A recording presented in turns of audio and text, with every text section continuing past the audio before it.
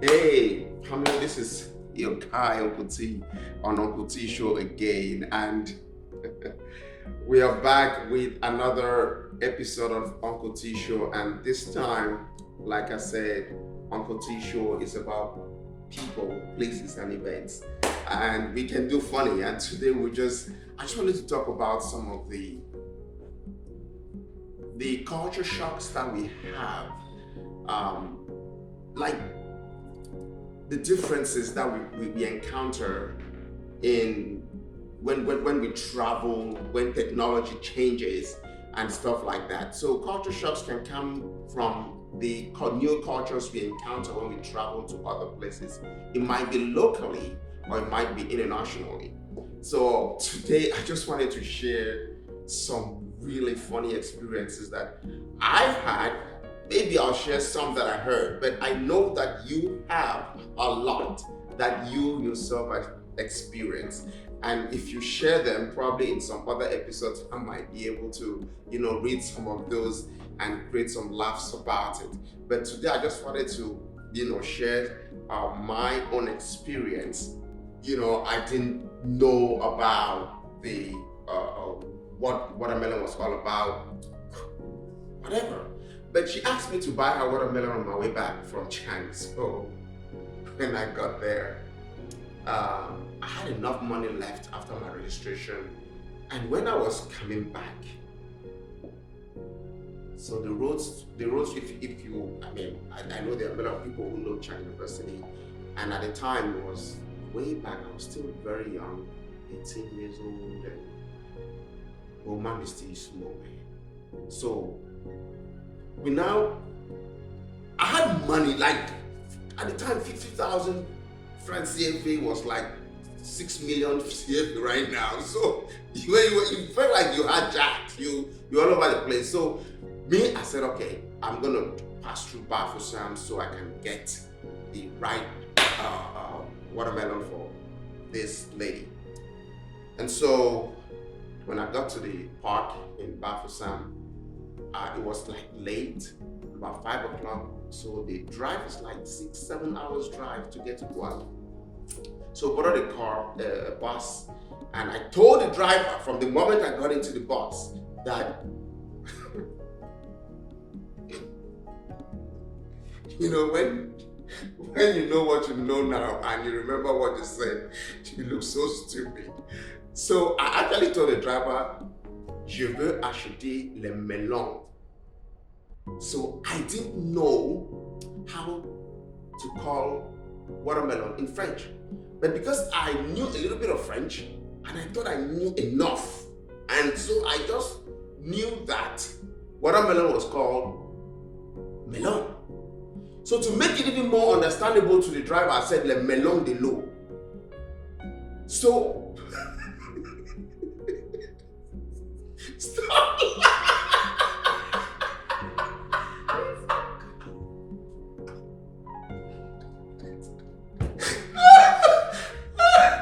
So to actually clarify the driver, to be honest with you, I said, je veux le melon de l'eau. So while we were leaving, I saw, this women that were selling the buy side, they actually had it.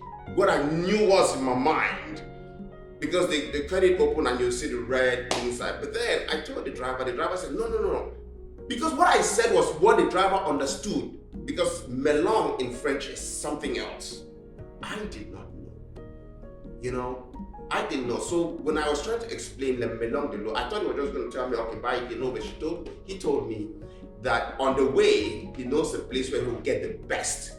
That is sell the real ones, the good ones. I said, okay, this is the driver that knows the road, he knows everywhere, you're gonna trust these drivers on the way. If they tell you everything is fact. So we got into the bus. I was with my friend.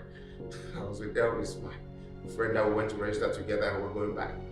So when we got to, I can't remember that location, somewhere in between Bafusam and Bati or something like that. So the driver stopped somewhere and said, okay, voila les melons. Now in my head, truly in my head, I knew what I saw, it wasn't exactly the same thing I was saying in that place, but I could not help it. Because when I went to the lady, I said, the lady was selling, and I said, je veux les melons de l'eau. She said, voilà, si c'est les vrais melons. I said, c'est les vrais melons. I said, c'est les vrais melons. So she would put 4 large ones. 4 large ones. Large, like, you know how, oh God. Boy, I'm on track. So, it was like 250 francs for each. I mean, I have money. What is 250? So I bought 4. I bought 4 of these melons. In my head, melons, 4 large ones. I put them in my bag. I said, I don't impress. See, your man don't impress. Your man must impress very well. Don't laugh. So when I got now to Douala, we arrived to Douala at about 1:30 a.m. Just imagine at the time, we had a flat tire on the way. The police pulled us over many times. All of those, we got to Douala finally, and there was no car to take us to Tico. We had to walk a distance. So I had these 4 melons de l'eau in my bag, passing through Bonaberry. We're going, so this my friend Elvis that we went together, said he knows there's a friend of a friend that lived somewhere in Bonaberry, and we should go to the house and spend the night before continuing to do. I carried those 4 bags. It's heavy. But I started sweating inside the team. By the only match I see, your man was impressed. That man don't suffer. So we went there, the guys were not even home. So we jumped the fence, we got into the garage. They had a pickup truck. We now jumped into the back of the pickup truck. We spent the night in the pickup truck. They came in the morning, they almost shut us down because they thought we were thieves. And then we actually slept again in there. They had an air mattress that they gave us. Spent the night there. The next morning, I said, let me go down to Tico and finish my impress. So when I got there, I got to Boulangerie and I said, no, let me garnish this melon with a few other goodies. So I bought some Berger. Those of you white, I know you know Berger.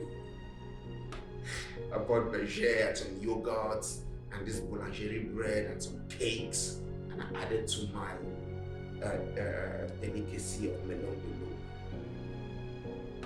So when I got there now, as I got home, my parents were not home, so I just dropped the bag and took the largest one, put it in the sack where all the other goodies and the Bergers and the yogurts and the cakes were, and I carried it to my lady's house. So when I got there, she was so happy, excited. Oh, I'd never seen her glow like she glowed when she saw me with all those things. And then when she took the bag now, and then she put that, by the time she took out the melon and put it down, she said, oh, this is not it. I said, shut up, what do you know? I did not even know what I bought. So in my head, I knew that I bought melon de l'eau, the vrai melon. So I said, get out. When they told me that this is the vrai melon, this is the right one, the correct one, what are you telling me? So we're going back and forth saying, no, it's not like this, it's not like this. Guy, while we were arguing, her mom just came out from the room and shouted, child! I've never seen the kind of big punky.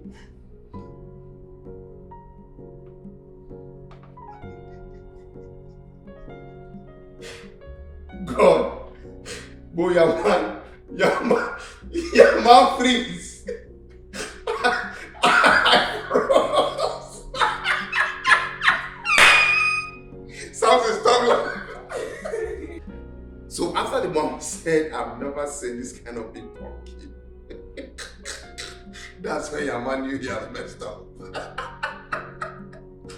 You know, and truly, I had never been embarrassed in my whole life like that moment. You know, and actually, watermelon in French is called pastèque.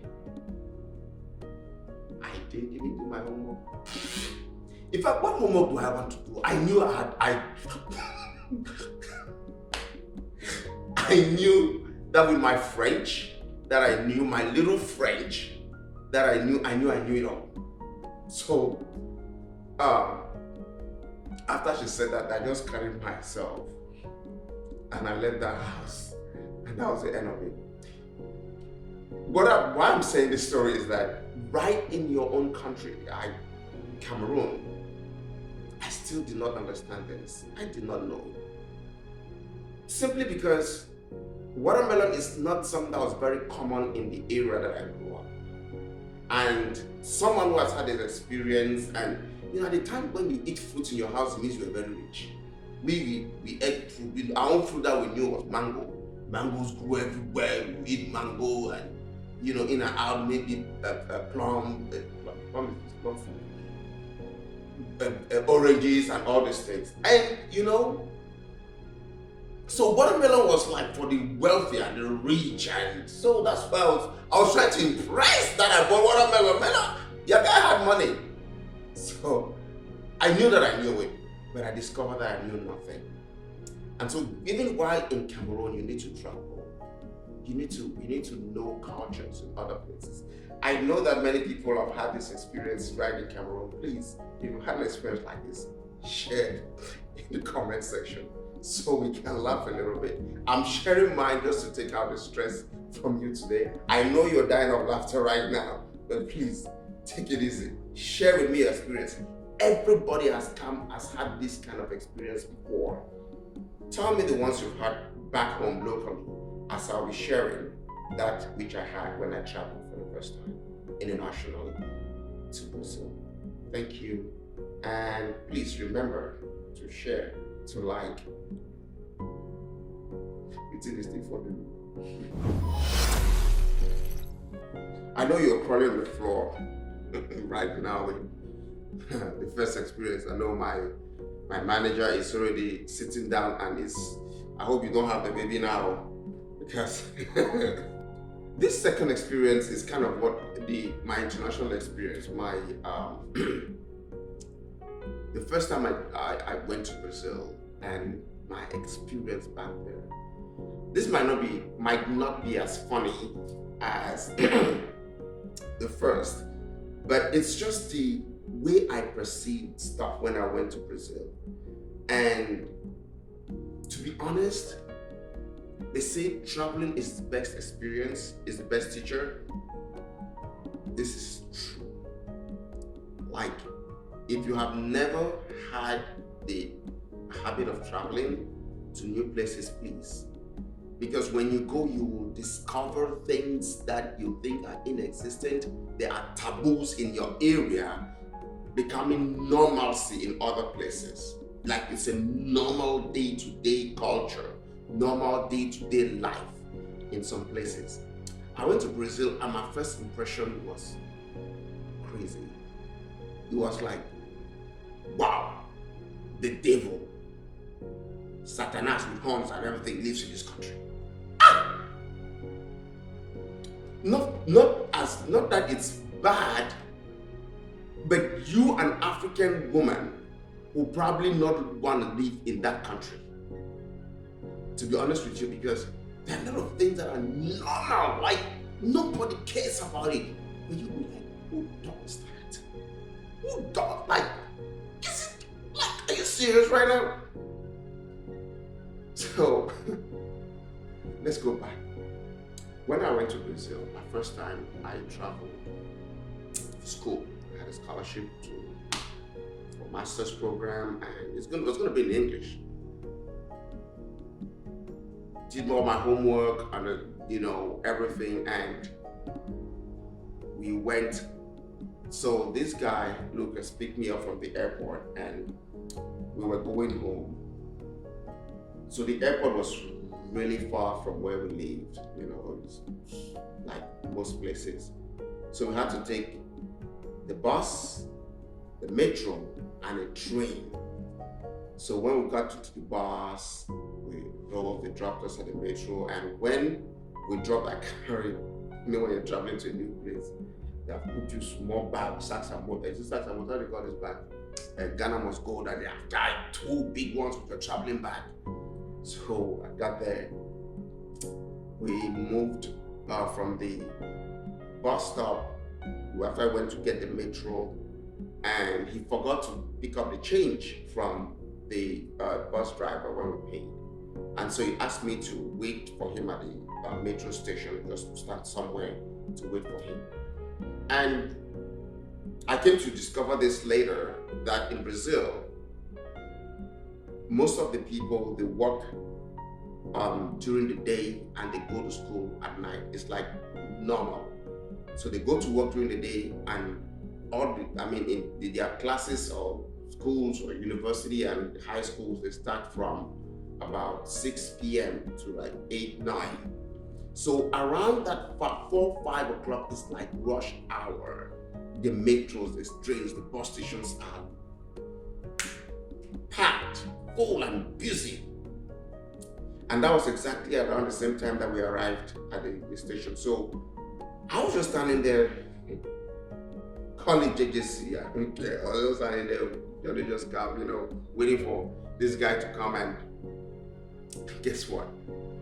The metro just came, and then people, fine girls like I've never seen in my life, coming out from the metro. This one is going here. Nobody has nobody's time and everything. And outside, I was just watching. I was like, child. People say Brazilian girls are pretty. And that was the first time I ever saw, women that I could, that I like beautiful. I'm saying this on TV not because I want to, impress, but it's not a new thing that, Brazilian women are beautiful. So I was like, man, this is the most beautiful thing I've seen. This one is the most beautiful. This one is the most beautiful. So you can really not point a finger to the most beautiful one you saw. But what actually happened is what I want to share right now. There was this girl that just came.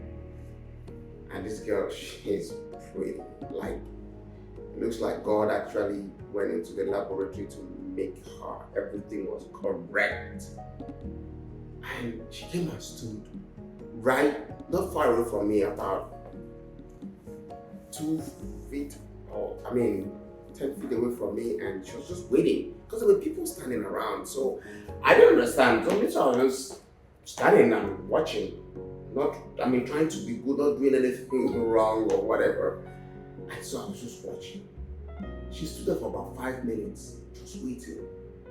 And by the time I knew it, the next metro came, and there's a guy that just came out. People were coming out, and one guy just came out and went straight to the girl and just held her, and they started kissing. Kissing like they're going to take off their clothes. Jesus!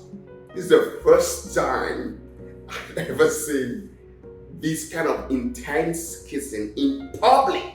Like it was daytime. And what actually shocked me is that nobody cared about it. I was like, I looked at them and took my eyes. You're trying to behave, you know what I'm saying? You're trying to act like, you want to also act right. You're looking at, you're trying to take your eyes off them, but you cannot help it because your mind is like, what is going on here? And people acted like they were not seeing what was going on. And I was like, can't you guys see is this okay? Nobody came at time.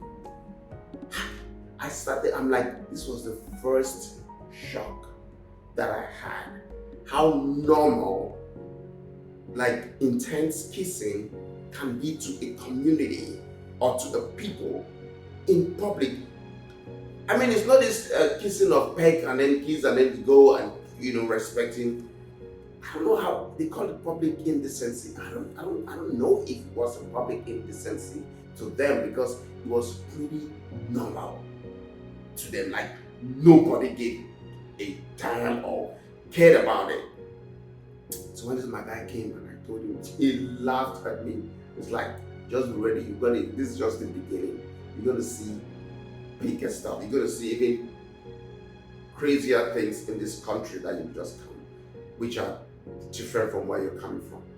And I'm saying this to say that when you travel, you'll be amazed by the experiences that you have and the things that you're going to see. There will be changes in technology. I know people have gone to the hotels and they could not have a bath. They had to take the bucket and put water in it to shower because they did not know how to manipulate the shower when it's just maybe a touch or a hand swipe for water to flow and stuff like that. It's just a lot of cultural difference and technological advancements that you might not know. And advice, bottom line here is, before you go to a new country, do your homework. Read about them, learn about your culture. There are some things that might not, especially now that there's internet and you can read. In my first video, there was no book to read about the stuff or search about anything. There was no phone at the time and everything. But then, now you can read, you can even search online, you can check everything online and stuff like that. So before you travel, please do your homework. And if you have not yet subscribed to the show, please do so.